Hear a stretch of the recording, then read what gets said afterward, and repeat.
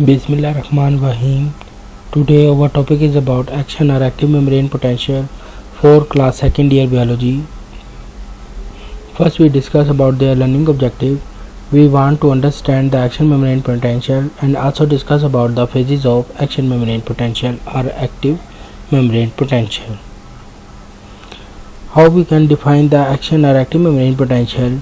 It is the neural membrane in which negative charge develop inside and positive charge develop outside is called active membrane potential or action membrane potential.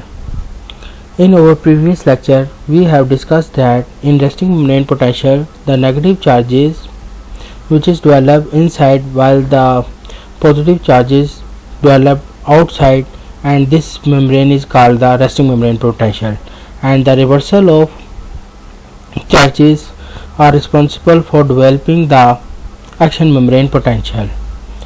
When the negative charges develop outside and positive charges develop inside, then this membrane potential is called action or active membrane potential, and their value is about 50 millivolt or 0.05 volt.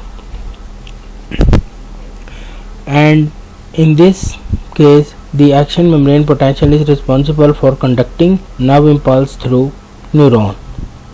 जब भी आपके पास action membrane potential develop होगी तो आपकी जो conducting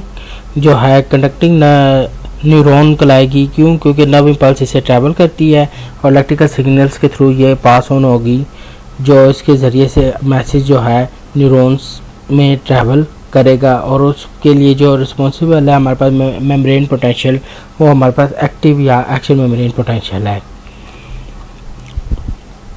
अगर हम बात करें एक्शन मेम्ब्रेन पोटेंशियल में कैसे डेवलप होती है, there are several phases in which hyperpolarization, depolarization, repolarization and hyperpolarization is involve. हमारे पास डिफरेंट फेजेस हैं जो एक्शन मेम्ब्रेन पोटेंशियल में इन्वॉल्व हो रही हैं, जिसकी वजह से एक्शन मेम्ब्रेन पोटेंशियल डेवलप होती हैं। अगर हम इन फेजेस को डिस्कस करें इस डायग्राम के थ्रू, तो सबसे पहले हमें थ्रेशोल्ड स्टिमुलस चाहिए। थ्रेशोल्ड स्टिमुलस से मुराद है a minimum stimulus is required to convert the resting membrane potential into active membrane potential. This stimulus is known as threshold stimulus. और हमने अपने प्रीवियस लेक्चर में ये भी पढ़ा था कि if stimulus is weak and have low strength, then they do not convert the resting membrane potential into action membrane potential. This is known as subthreshold stimulus or inadequate threshold stimulus. तो अगर तो हमारे पास क्या है, तो ऐसा stimulus है जो वीक है, लो स्ट्रेंथ का है, तो वो क्या हो जाएगा, it fail to generate the nerve impulse या एक्शन मेम्ब्रेन पोटेंशियल। तो इसके लिए हमें जो स्टिमुलस, मिनिमम स्टिमुलस चाहिए, वो कैसा चाहिए, जो आप क्या करें, जो रेस्टिंग मेम्ब्रेन पोटेंशियल है, ये जो आपके पास रेस्टिंग मेम्ब्रेन पोटेंशियल है, इसमें क्या चेंज अकर करे और उसको किसकी तरफ लेके जाए, एक्शन मेम्ब्रेन पोटेंशियल की तरफ लेके जाए। तो उसे हम क्या बोलेंगे, थ्रेशोल्ड स्टिमुलस। और उस पर जो प्रोसेस अकर होगा कि जब आप क्या इस स्टिमुलस की वजह से जो एक्शन मेम्ब्रेन पोटेंशियल की तरफ ये जो आपके पास नर्व इम्पल्स या इलेक्ट्रिकल चार्जेस ट्रैवल करेंगे, तो एक्शन मेम्ब्रेन पोटेंशियल जो अकर हो रही है उसके लिए जो प्रोसेस है वो उसे हम बोलते हैं depolarization. In depolarization the sodium ions move inside the neural membrane and which is responsible for creating more positive charge inside the neural membrane, जिसकी वजह से क्या होगा, जो आपकी न्यूरल मेम्ब्रेन है उसमें जो है पॉजिटिव चार्जेस ज़्यादा डेवलप हो जाएंगे, जिसकी वजह से यूनिट पॉजिटिव चार्ज अनसाइड हो जाएगा और जो बाहर की साइड है उधर यूनिट नेगेटिव चार्ज हो जाएगा, जिस प्रोसेस को हम क्या बोलेंगे, depolarization. And this process is responsible for creating the action potential. और क्या हुआ, आपकी डीपोलराइजेशन की वजह से क्या हुआ कि सोडियम चैनल गेट्स, जो आपके पास वोल्टेज गेट्स हैं, वो ओपन हुए, जिसकी वजह से सोडियम आयन इनसाइड मूव किया, unit positive charge developed inside the neural membrane and which creating the action potential. जब आपकी एक्शन पोटेंशियल जो है क्रिएट हो जाएगी, देन क्या होगा, सोडियम गेट्स या सोडियम वोल्टेज गेट्स क्या होंगे, क्लोज्ड हो जाएंगे एंड पोटाशियम गेट्स ओपन हो जाएंगे एंड दिस पोटाशियम क्या होगा and they move the next step which is responsible for the repolarization in which we get the resting membrane potential. अब क्या होगा, when the potassium gets open, potassium ion moves outside which are responsible for creating the resting membrane potential and this whole process is called repolarization. जब potassium gate open हुए जिसकी वजह से potassium ions outside move कर गए और जो process है जिसे हम रिपोलराइजेशन कहेंगे उसकी वजह से क्या हुआ, वो टुवर्ड्स रेस्टिंग मेम्ब्रेन पोटेंशियल आपके पास रेस्टिंग मेम्ब्रेन पोटेंशियल की तरफ मूव करेगा. फिर फर्दर ऑन क्या होता है, due to the slow closure of the potassium gates then more potassium ion moves outside which is responsible for the hyperpolarization. इसके बाद जो अगला स्टेप होता है वो हमारे पास होता है हाइपरपोलराइजेशन का, विच इज वो कैसे होता है, due to slow closure of the potassium gates. जब पोटाशियम गेट जो है वो स्लो क्लोजर होगी, उनको जल्दी बंद नहीं होंगे जिसकी वजह से पोटाशियम आयन ज़्यादा रश आउट कर जाएंगे बाहर की तरफ और उस प्रोसेस को हम क्या बोलेंगे, हाइपरपोलराइजेशन बोलेंगे. इस हाइपरपोलराइजेशन को रिकवर करने के लिए जो हमारे पास सिस्टम मौजूद है वो है सोडियम पोटाशियम पंप मौजूद हैं and they are responsible to recover the और कन्वर्ट द इनटू, किसको कन्वर्ट करेंगे, हाइपरपोलराइजेशन को क्या करेंगे जो है वो वापस कन्वर्ट करेंगे, convert into resting membrane potential and this period is called the refractory period या recovery period in which no another action membrane potential is generated.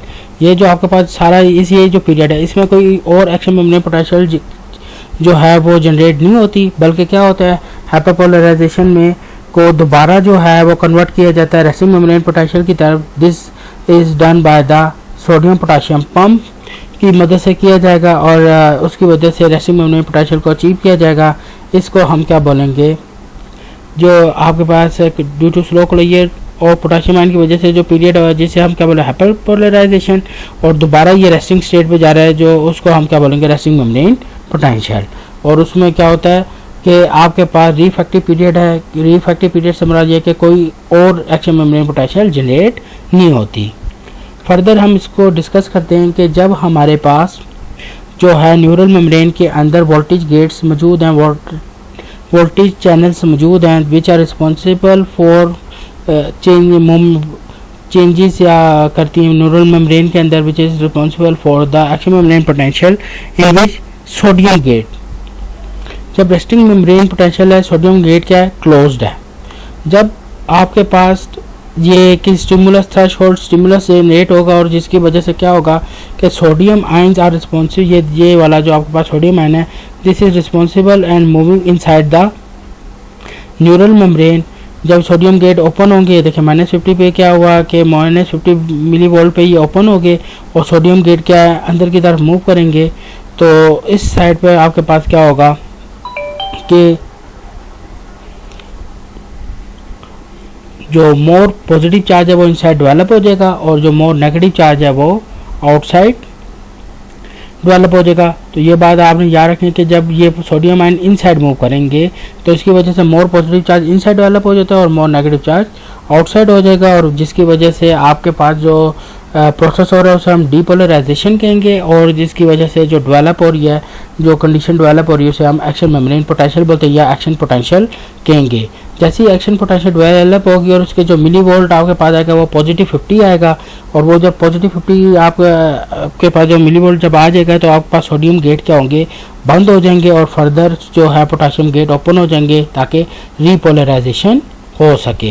तो इस तरह ये आपके पास चैनल्स जो है न्यूरल मेम्ब्रेन के अंदर मौजूद होते हैं जिसकी मदद से क्या होता है कि movement of ions takes place करती है. और इसमें जो की पॉइंट है वो है सोडियम गेट का, कि सोडियम गेट जब ओपन होंगे तो आपके पास एक्शन पोटेंशियल जो है वो जनरेट होगी और जिसकी वजह से सोडियम आयन क्या करते हैं इनसाइड मूव करते हैं और यूनिट पॉजिटिव चार्ज क्रिएट होता है inside the neural membrane and which is responsible for creating the action potential.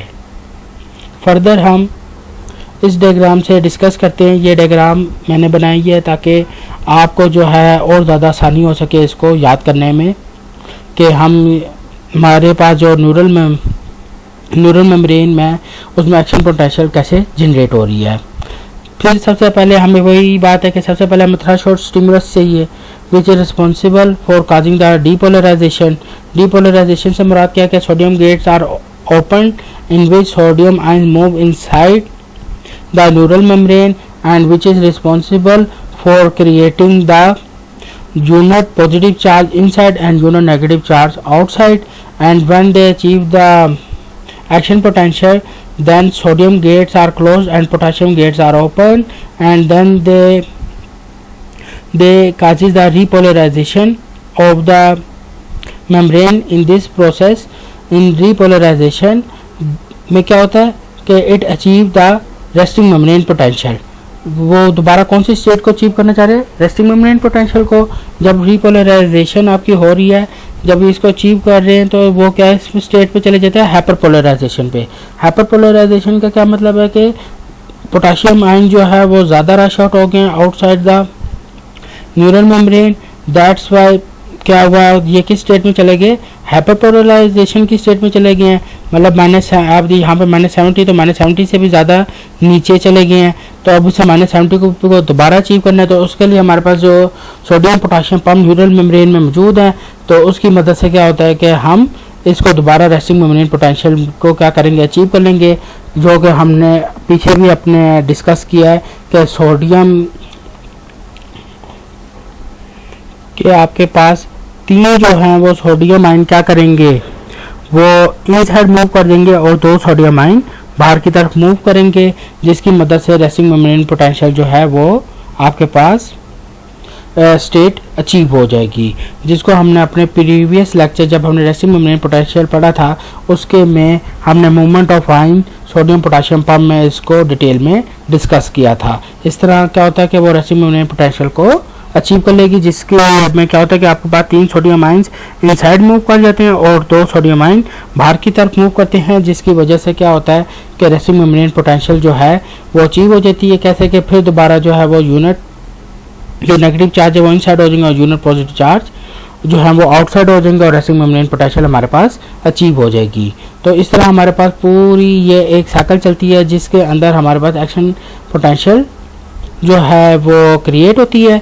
और इस टाइम पीरियड को हम रिफ्रैक्टिव पीरियड भी बोल सकते हैं। क्योंकि इस टाइम पीरियड पे हमारे पास कोई और एक्शन मेम्ब्रेन पोटेंशियल जनरेट नहीं होती। That's why they are also called as a refractive period और रिकवरी पीरियड। तो इसको तो हमने ये डिस्कस किया कि एक्शन मेम्ब्रेन पोटेंशियल कैसे जनरेट होती है और इसमें कौन कौन सी फेजेस इन्वॉल्व्ड हैं। फर्दर अगर हम इसको देखें तो सबसे पहले हमने देखा कि हमें थ्रेशोल्ड स्टिमुलस चाहिए which is responsible for the depolarization. और डीपोलराइजेशन से मुराद ये था कि in large influx of the sodium ion, influx of sodium ion से मुराद क्या था कि इनसाइड क्या सोडियम आयन की मूवमेंट हो, ताकि क्या हो unit positive charge inside neural membrane develop हो और आउटसाइड पे जो है यूनिट नेगेटिव चार्ज डेवलप हो। This whole process is called the depolarization. जब डीपोलराइजेशन अचीव हो जाती है देन एक्शन मेम्ब्रेन पोटेंशियल क्या होगी? अचीव हो जाएगी। और जब एक्शन मेम्ब्रेन पोटेंशियल अचीव हो जाती है तो आपके पास जो है सोडियम गेट बंद हो जाते हैं और पोटेशियम गेट ओपन हो जाते हैं। And then they get into next phase which is called as the repolarization, and this repolarization means to achieve the resting membrane potential। और रेस्टिंग मेम्ब्रेन पोटेंशियल के लिए दोबारा क्या होगा है ये कि मोर सोडियम जो मोर पोटेशियम आयन है वो रश आउट हो जाएंगे, जिसकी वजह से आपके पास हाइपरपोलराइजेशन हो जाएगी।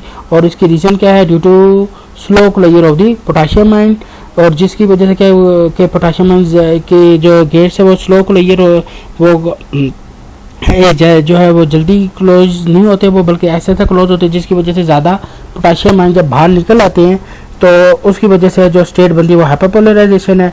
और दोबारा हाइपरपोलराइजेशन से को कन्वर्ट किया जाता है रेस्टिंग मेम्ब्रेन पोटेंशियल पे, जिसको हम क्या कहते हैं कि वो हमारे पास जो टाइम पीरियड होता है वो रिकवरी पीरियड है। और जो वो रिकवरी जो होती है वो कैसे अचीव की जाती है? By the sodium potassium pump की मदद से, जिसको हमने रेस्टिंग मेम्ब्रेन पोटेंशियल में जो है वो डिस्कस किया अपने प्रीवियस लेक्चर में। तो इस तरह क्या होता है कि आपके पास ये एक जो एक्शन मेम्ब्रेन पोटेंशियल है वो जनरेट होती है। और इसी तरह वो टाइम पीरियड जिसमें आपके पास क्या है, जो अनदर एक्शन मेम्ब्रेन जो एक्शन पोटेंशियल है वो जनरेट नहीं हो रही, this time period is called the refractory period. और इस टाइम जो ये रिफ्रैक्टरी जो पीरियड है बेसिकली इसमें आपके पास एक्शन मेम्ब्रेन पोटेंशियल क्या है जनरेट जो है वो अदर जो एक्शन मेम्ब्रेन पोटेंशियल है वो क्रिएट नहीं होती। तो उस वो वाला जो टाइम पीरियड है उसको हम रिफ्रैक्टरी पीरियड भी कहते हैं। जैसे आपके पास जो ये वाला आपके पास जो पीरियड है यहाँ पे कोई और जो है एक्शन मेम्ब्रेन पोटेंशियल जनरेट नहीं होगी, इस टाइम पीरियड को हम रिकवरी पीरियड या जो रिफ्रैक्टरी पीरियड भी कहते हैं। तो ये तो आज हमने डिस्कस किया एक्शन मेम्ब्रेन पोटेंशियल के बारे में कि कैसे ये क्रिएट होती है।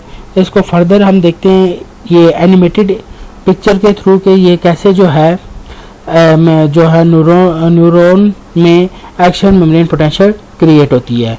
आपके पास ये स्टिमुलस है, थ्रेशोल्ड स्टिमुलस है विच, और ये आपके पास डेंड्राइट्स है, ये सेल बॉडी, और ये आपके पास एक्सोन है।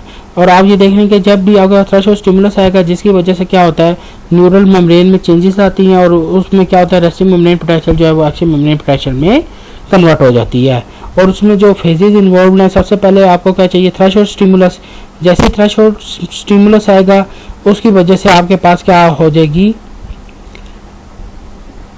डीपोलराइजेशन। ये आपके पास जब डीपोलराइजेशन होगी तो सोडियम आयन गेट्स क्या होंगे, वो ओपन हो जाएंगे और सोडियम आयन इनसाइड क्या करेंगे, देखिए इनसाइड मूव करते जाएंगे।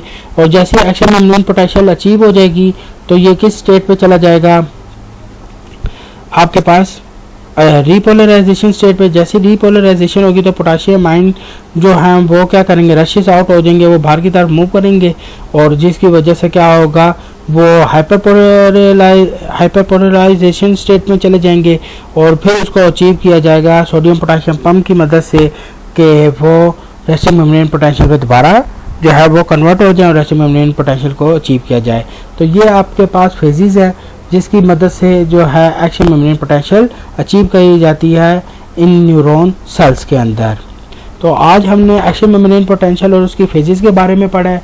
नेक्स्ट टाइम हम जो है इसकी वेलोसिटी और न्यूरल सिनैप्स के बारे में पढ़ेंगे।